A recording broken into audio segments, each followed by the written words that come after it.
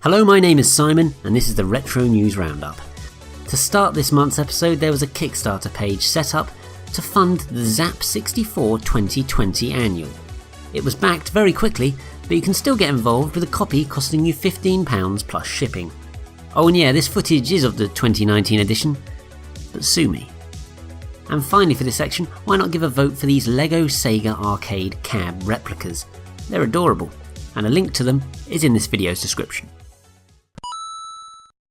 Loads of retro goodness was forced onto the Switch last month, including Arcade Archive titles Terra Force, Ninja Gaiden, Buta-san, Image Fight and Alpine Ski. The system also got releases of Resident Evil 0, Resident Evil 4, Guilty Gear and Wonder Boy Returns Remix. Next, Castlevania Anniversary Collection was released onto the Switch as well as the PS4, PC and Xbox One.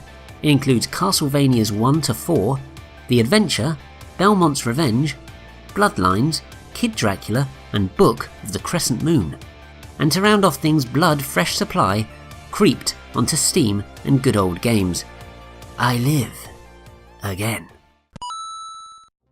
10 new games were announced for the Sega Mega Drive Mini last month, building up anticipation for its September launch.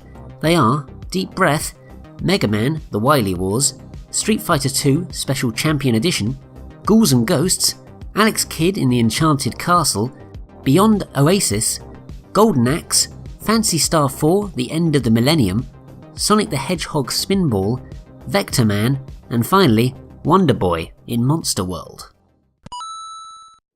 8-bit computers dominated the homebrew scene last month with 7 new Commodore 64 titles: Neutron, Pagoda Warrior 2, Trzask, Tensorskiego 64, Nono Pixie, Vortex, Goldrake and Robots Rumble.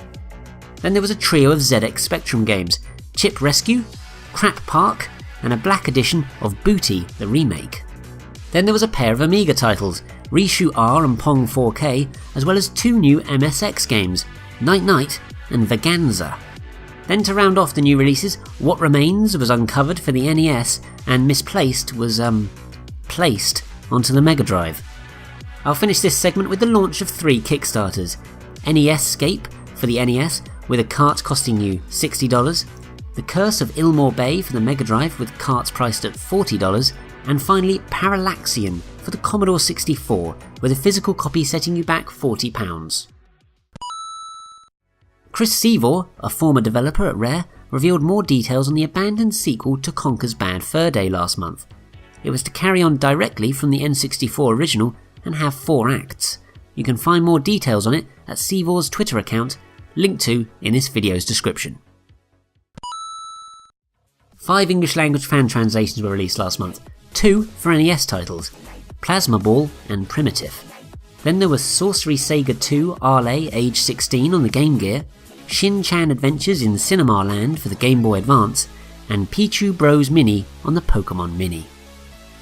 That's all for this month then, but thanks so much for watching. Your support really is massively appreciated. Please don't forget to like, comment, subscribe, and have yourself a great day. I'll see you again very soon. It was not by my hand that I'm once again given flesh.